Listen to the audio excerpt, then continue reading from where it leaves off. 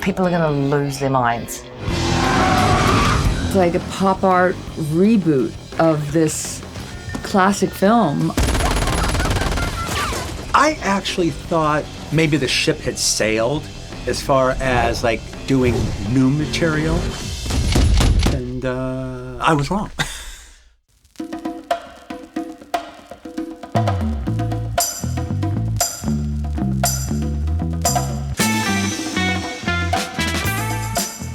We had this up-and-coming season that a lot of it's set on the West Coast and quite a bit of it in the Fortnite version of Los Angeles.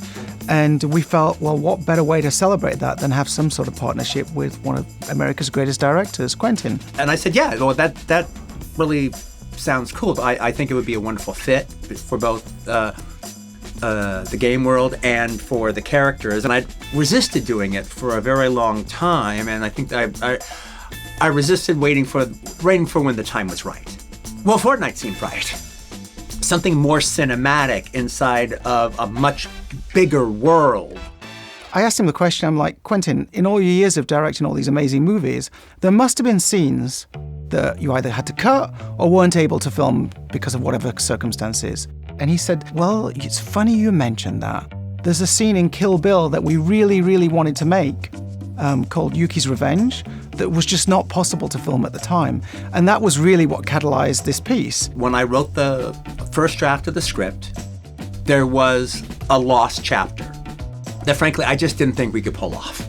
And Yuki has been a figment of my imagination for over 20 years. For him, the characters are very much alive and real and exist.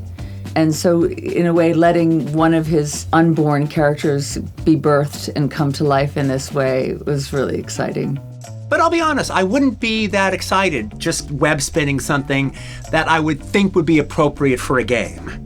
But the idea that this is actually a chapter from the first movie, but I was never able to film it, that just makes it a horse of a different color. And there's just a legitimacy to it that I think can't be denied. One thing we're really aware of is that there are a lot of very dedicated Kill Bill fans out there, and I count myself among them. And even though we want to integrate the humor and the characters from Fortnite, we want to make sure that we still feel authentic to that world that Quentin's created. And that's why it's so important that we get folks like Zoe Bell and Uma Thurman involved, because you are asking somebody to sort of stand as the bride. That's a very hard thing to do. She has a certain posture, she has a certain way of carrying herself that Zoe and Uma know. Playing the bride and just the whole creation of Kill Bill was probably the most incredible, holistic cinematic experience of my life. You know, it's been a long time since I've been the bride, but it did start coming back. And I will say with this technology, being able to watch myself as the bride whilst I'm moving, I mean, I was standing there and I was like, oh, that's it.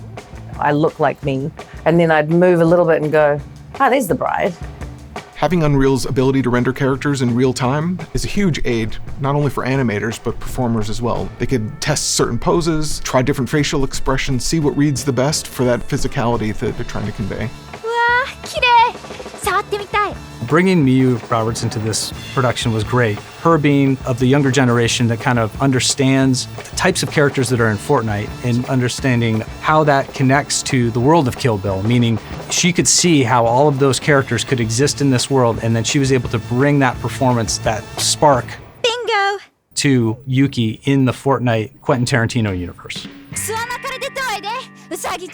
It's such a new and innovative way to film something like this because I could see exactly what my body was doing, exactly what every prop was doing, exactly what things were reacting to within the world. And I didn't have to think about it because it was right there, and if I needed to reference it, I could, and I didn't have to worry too much about how it would look because I knew how it would look.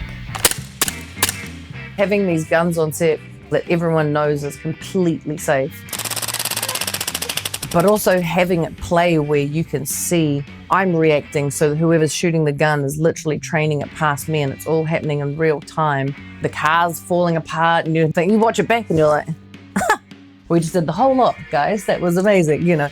When it comes to firing weapons in a virtual production, it's really important that they have that visceral reaction to the prop that they're using, but also that they know that they're hitting something. And so we have, what we call a muzzle report attached to the end of the weapon, and that actually registers those shots in the Unreal Engine.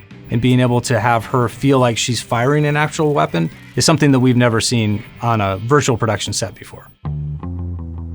We knew that using Unreal Engine was going to be a key to us getting through this thing as quickly as we could. But there's a lot you can do with composition and camera work on the day that would have taken a lot more cycles with boards or with previs. All of these tools are available for Unreal Engine users, so we want to bring this from professionals down to the home user and still get that same level of quality. It's just really cool to see that you can get a couple of actors out there and just set your whole piece up there in real time.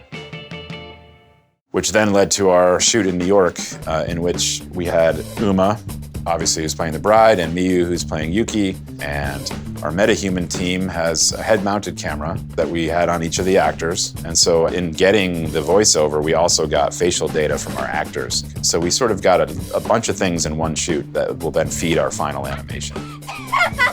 Quentin's actually a guy who loves funny moments and the exaggerated moments. So an animator is bringing a perspective of how to take the intent of this performance and be true to that performance. But there's still an artistic perspective that is being translated into the final product.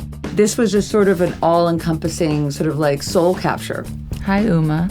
And it's so novel to wear the camera on your head, but I completely forgot about it. Just started to live in the moments of the scenes we were doing. In about 2 minutes, there's gonna be an army of police here. So if you're gonna kill me, now's the time. And getting to look at the animation and then imagine how to embody that image with sound to bring it alive, it was really a joy. And I hope that new generations fall in love with it the way I fell in love with the character. The future for our combined industries is you tell stories across both mediums. You don't only get to see and listen to a story or watch a story, you also get to be part of that story and play in them events. And Unreal Engine and Fortnite gives you the ability to choose which way you go, and you can mix these things up in ways you would have never thought possible 10 years ago. Fortnite has this incredible following that are following it in real time. I love the idea of millions of people watching it all over the planet Earth at one go.